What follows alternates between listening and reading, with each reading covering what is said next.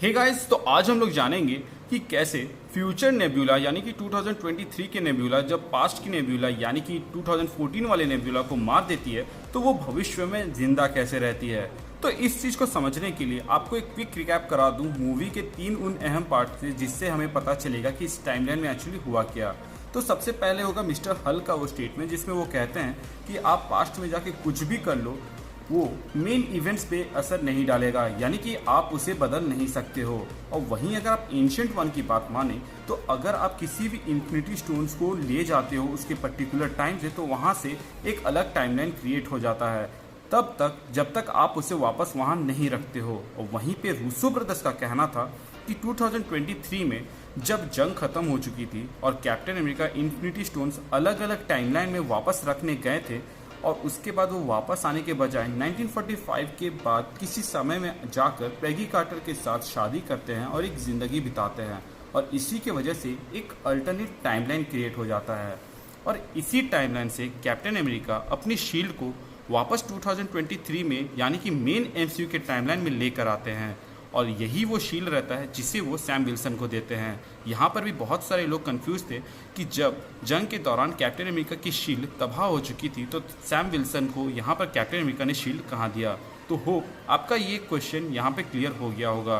तो अब आते हैं इस बात पे कि जब फ्यूचर नेब्यूला ने पास्ट की नेब्यूला को मार दिया तो वो जिंदा कैसे बची। तो इसके लिए मैं फिर से रिकैप करा दूँ कि एंशिएंट वन ने कहा था कि जब भी तुम कोई भी इन्फिनिटी स्टोन्स कोई भी टाइमलाइन से लेते हो तो वहाँ से एक अलग टाइमलाइन क्रिएट हो जाता है, जिसके जवाब में वहाँ पर ब्रूस बैनर कहता है कि अगर हम इसे यहाँ पर वापस ला के रख दें यानी कि इन्फिनिटी स्टोन्स को सेम वक्त सेम टाइम में, तो ये कभी क्रिएट होगा ही नहीं। तो गाइस, यहाँ पर जब भी कोई भी एवेंजर्स 1970 से जब एक टेसरैक्ट लेके गया तो वहाँ पर एक अल्टरनेट टाइमलाइन क्रिएट हो गया। 2012 में जब टेसरैक्ट लोकी लेकर भाग गया तो वहाँ एक दूसरा अल्टरनेट टाइमलाइन क्रिएट हुआ। 2014 में तो थानोस को पता चल गया कि वहाँ पर पावर स्टोन लेने आया गया है, जिसकी वजह से पूरा टाइमलाइन उसका बदल गया। तो यहाँ पर भी एक अल्टरनेट टाइमलाइन क्रिएट होता है, और यही अल्टरनेट टाइमलाइन जो क्रिएट होता है यहाँ पर वो थानोस और नेब्यूला इस टाइमलाइन में आ जाते हैं। यानी कि इस अल्टरनेट टाइमलाइन के जो थानोस और नेब्यूला रहते हैं और उसकी पूरी आर्मी रहती है, वो 2023 के एमसीयू की मेन टाइमलाइन के एवेंजर्स एंड गेम में आ जाते हैं, जिसके वजह से जब फ्यूचर नेब्यूला इस अल्टरनेट टाइमलाइन वाली नेब्यूला को मारती है तो उसे कोई फर्क नहीं पड़ता, क्योंकि ये अल्टरनेट टाइमलाइन की है। मेन टाइमलाइन की जो नेब्यूला थी वो वहीं पर थी, क्योंकि मिस्टर हल्क ने कहा था कि चाहे कुछ भी हो जाए आप पास्ट को अल्टर नहीं कर सकते,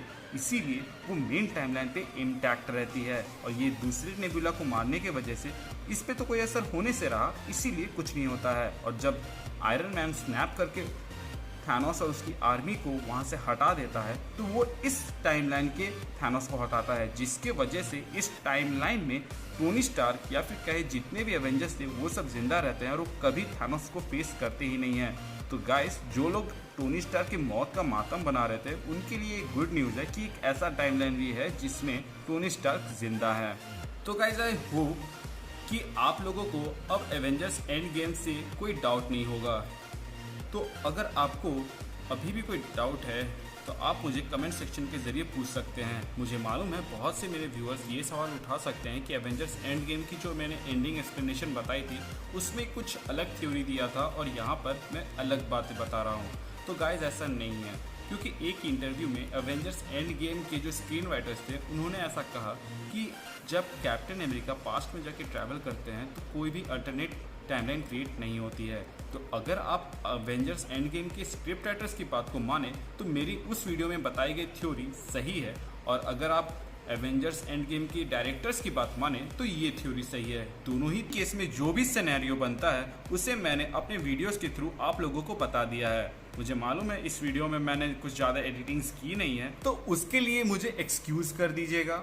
वीडियो अच्छा लगा हो या फिर ख़राब लगा हो मुझे कमेंट बॉक्स के ज़रिए ज़रूर बताइएगा। अगर आपको वीडियो अच्छा लगा हो तो अपने दोस्तों के साथ ज़रूर शेयर करें, और इस थ्योरी में कहाँ आपको प्लॉट होल्स लग रहे हैं वो भी हमें ज़रूर बताएं।